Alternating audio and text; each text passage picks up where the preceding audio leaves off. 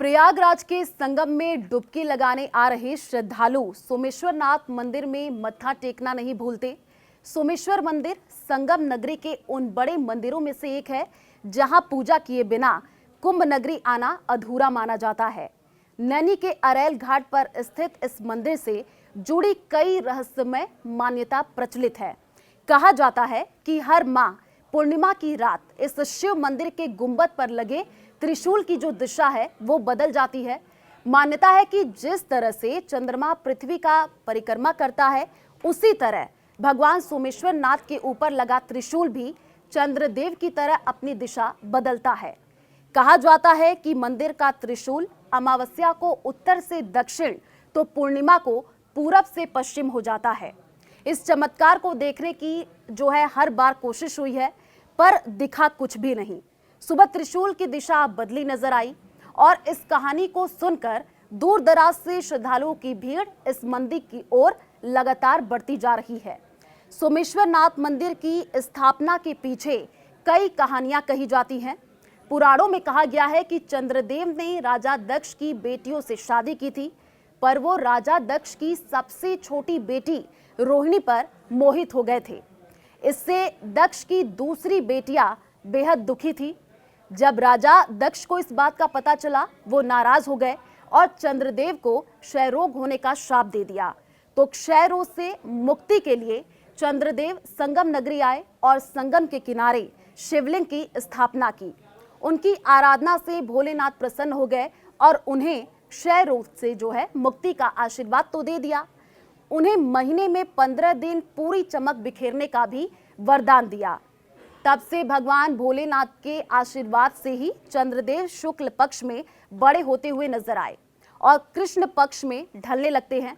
साथ ही साथ भगवान भोलेनाथ ने चंद्रदेव देव को प्रसन्न होकर के अपने माथे पर धारण कर लिया। यही नहीं, भगवान शिव ने चंद्रमा को दर्शन देकर यह भी आशीर्वाद दिया कि जो कोई भक्ति इस मंदिर में शिवलिंग के दर्शन करेगा, उसके जो सारे कष्ट हैं वो दूर हो जाएंगे। चंद्रमा का दूसरा नाम सोम भी है और इसी वजह से इस मंदिर का नाम सोमेश्वर महादेव मंदिर पड़ा। सोमेश्वर मंदिर के प्रांगण में हनुमान प्रतिमा है और इसके ठीक सामने धर्मदंड लगा है। पत्थर से बने इस धर्मदंड पर लिखा है कि 1674 ईस्वी में सावन के महीने में मुगल शासक औरंगजेब आया था और उसने मंदिर की देखरेख के लिए एक जागीर दान दे दी थी और इसी जागीर से होने वाली आय से सोमेश्वर मंदिर का रखरखाव और भगवान शिव की पूजा अर्चना के लिए पूजन सामग्री खरीदी जाती थी। कहा जाता है कि औरंगजेब ने जो है प्रयाग के सोम तीर्थ में अपने विजय अभियान को कुछ दिन के लिए रोक दिया था। इस मंदिर की सीढ़ियों पर उसके कदम रुक गए थे। कहा जाता है कि मुगल बादशाह औरंगजेब सोमेश्वर मंदिर को तहस नहस करने के लिए सैनिकों के साथ पहुंचा था, पर मंदिर के चमत्कार के आगे जो है वो नतमस्तक हो गया। उसने मंदिर में कई आश्चर्य देखे और उसके पैर सीढ़ियों पर ही रुक गए। चमत्कारों को देखकर उसने अपना सिर झुका लिया और नतमस्तक होकर के उसने मंदिर को तोड़ने का फैसला टाल दिया और मंदिर के रखरखाव के लिए दान भी दिया। सोमेश्वर मंदिर के रखरखाव के लिए एक बड़ी जागीर दान में दी। इतिहासकारों ने अपने शोध में इस बात को उजागर भी किया है, पर अंग्रेजों के राज में इस मंदिर से जागीर छीन ली गई। अब भक्तों से मिलने वाले चढ़ावे से भी यहाँ पर भगवान की पूजा होती है। मान्यता है कि सोमेश्वरनाथ मंदिर में भगवान शिव की सच्चे मन से पूजा अर्चना करने वाले भक्तों की मनोकामना जरूर पूरी होती है। कुष्ठ रोगी भी यहाँ मत्था टेकते हैं, तभी तो इस मंदिर में सालों भर भक्तों का जो तांता है वो लगा रहता है। पर सबसे ज्यादा भीड़ होती है सावन के महीने में। तब सुबह से लेकर शाम तक एक माह तक चप्पे चप्पे पर भक्ति भक्त नजर आते हैं। महाशिवरात्रि के दिन तो भक्तों की इतनी ज्यादा भीड़ उमड़ती है कि पैर रखने तक की जगह नहीं होती है। इनमें कोई लाल रंग तो कोई पीले रंग की ध्वजा लेकर के नाचते गाते आते हैं और इस मौके पर कई बड़े अनुष्ठान भी होते हैं। दूध दही और गंगा जल से अभिषेक होता है और भंडारे भी होते हैं। मनौती मांगने और पूरा होने पर शिव के दरबार में भक्त जरूर हाजिर होते हैं। इस मौके पर निशान के रूप में ध्वज लेकर के भक्तगण दूर दराज से नाचते गाते हुए पहुंचते हैं और भोलेनाथ का आशीर्वाद लेकर के वापस लौट जाते हैं।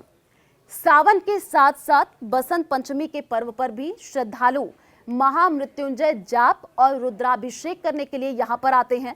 महाकुंभ के दौरान प्रयागराज आने वाले श्रद्धालु भी सोमेश्वर नाथ मंदिर में पूजा करना नहीं भूलते हैं। सोमेश्वर मंदिर के सामने उत्तरी तट पर आपको बता दें कि मां गंगा बहती है और इसे चंद्रकुंड घाट कहते हैं। मान्यता है कि लगातार 1.25 महीने तक इस चंद्रकुंड घाट में स्नान करने के बाद सोमेश्वर महादेव शिवलिंग पर जल चढ़ाने से सुख समृद्धि और आरोग्य मिलता है। यही नहीं, भगवान भोलेनाथ भक्तों पर भरपूर आशीर्वाद बरसाते हैं। यहाँ पर भगवान शंकर का जलाभिषेक, रुद्राभिषेक और गन्ने के रस से अभिषेक करने का विधान है, जिससे अलग अलग तरह की मनोकामनाएं जो है वो पूरी होती हैं। यहाँ सावन के सभी सोमवार को 4 पहर का रुद्राभिषेक होता है। इस दौरान भगवान भोलेनाथ के शिवलिंग के सबसे प्रिय बिल्वपत्र, साथ ही साथ समय पत्र और मंदार पुष्प के साथ साथ फल और भांग भी चढ़ाया जाता है। पंचामृत से स्नान होता है, फूलों से श्रृंगार कराया जाता है। सुबह प्रसाद वितरण के साथ साथ भंडारा भी होता है। सोमेश्वर महादेव मंदिर को ये मौजूदा और भव्य स्वरूप देश की आजादी के वक्त मिला था और मान्यता है कि यहाँ सच्चे मन से की गई हर मनोकामना जरूर पूरी होती है। यहाँ मत्था टेकने वाले उन श्रद्धालुओं की तादाद सबसे ज्यादा होती है जो गंभीर बीमारियों से पीड़ित होते हैं। भक्तों को इस बात का भरोसा होता है कि सर्व कल्याण के देवता भगवान भोलेनाथ ने जिस तरह से चंद्रदेव के कुष्ठ रोग से मुक्ति दिलाई थी, उसी तरह वो उन्हें भी जो है रोगों से मुक्ति दिलाएंगे।